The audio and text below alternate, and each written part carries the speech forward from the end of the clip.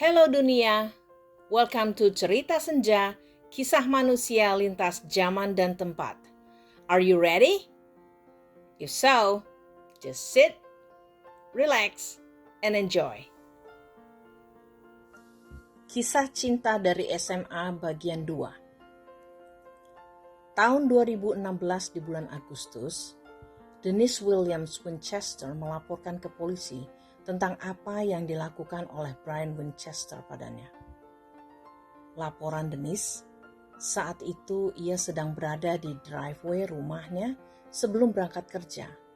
Ia menelpon kakaknya di mobil, dan tiba-tiba Brian sudah berada di tempat duduk belakang. Ia menculik Denise dengan ancaman senjata. Denise berusaha mengajak bicara Brian, dan berhasil. Setelah lolos dari tahanan Brian, ia pun segera melaporkannya ke polisi.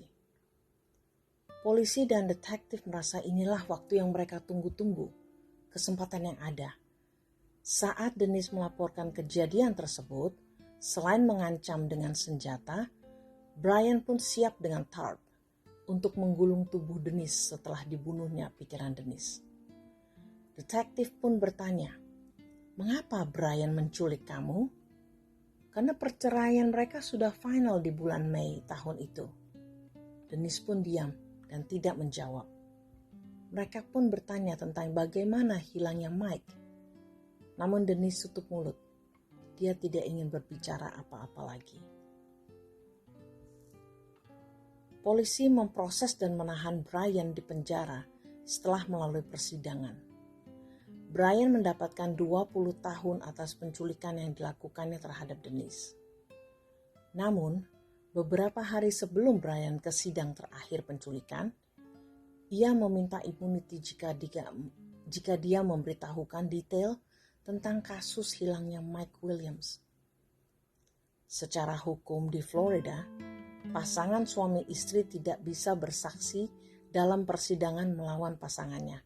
Namun karena Brian dan Denise telah bercerai, maka hal ini adalah keuntungan untuk bagi pihak para detektif ataupun polisi. Brian Winchester akan menjadi saksi kasus Mike Williams melawan Denise Williams Winchester.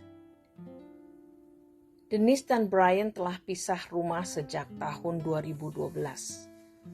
Brian berusaha untuk kembali dan diterima oleh Denise. Ia melakukan terapi dan sebagainya. Namun Denise sudah bulat untuk berpisah dengan alasan Brian adalah seorang hyperseksual. Dan berdasarkan laporan di sidang, setahun setelah Mike hilang, Brian, Kathy, and Denise pergi ke Panama Beach dan mereka melakukan threesome di sana. Dan ada foto-foto vulgar antara Denise dan Kathy. Foto-foto ini pun ditayangkan di sidang. Tahun 2017, Brian Winchester mengeluarkan detail tentang hilangnya Mike Williams, best friend-nya. Inilah pengakuan Brian Winchester tentang Mike Williams. Brian dan Denise telah selingkuh tahun 1997 dan Denise menggagasi rencana untuk menghilangkan Mike Williams dan Kathy Thomas sehingga mereka berdua bisa bersatu tanpa ada penghalang lagi. Denise tidak mau bercerai karena baginya perceraian adalah hal yang sangat memalukan. Sedangkan Brian menolak menghabisi Kathy. Dia akan menceraikannya. 6 bulan sebelum Mike hilang, Brian menawarkan $1 juta life insurance. Brian bekerja di bidang asuransi. Dan Mike pun setuju, karena dia pikir dia suka hunting. Seandainya ada kecelakaan, dia tidak mau keluarganya atau Denise dan Ansley berkesusahan. Mike sendiri telah memiliki 3 polis dan tiap polis berharga $250,000. Pada hari yang telah ditentukan, yaitu wedding anniversary ke-6 Mike and Denise, Brian membuat janji untuk menemani Mike berburu bebek. Maka kawan lama dan best friend-nya ini sangat gembira. Mereka bertemu di tempat penjualan bensin, lalu mereka bersama-sama menuju Danau Seminole. Saat Brian dan Mike berada di perahu, Di Danau Seminole, Brian mendorong Mike hingga jatuh ke dalam air danau. Brian pikir Mike akan segera tenggelam karena wader yang dia pakai akan penuh dengan air dan berat. Namun Mike tidak langsung tenggelam. Dia memegang kayu di sekitarnya dan bertahan. Ia mulai berteriak-teriak minta tolong. Karena Mike panik, Brian pun panik. Maka ia langsung menembak sahabatnya menggunakan shotgun ke kepala Mike. Kemudian dia menarik keluar tubuh Mike dari danau dan ditaruhnya tubuh Mike di dalam mobilnya. Setelah berputar-putar dengan mobil dan tubuh Mike di belakang, akhirnya dia menguburkan tubuh sahabatnya itu di Danau Carr, yaitu 60 miles atau 96 km dari Danau Seminole, atau 10 menit dari rumah Brian.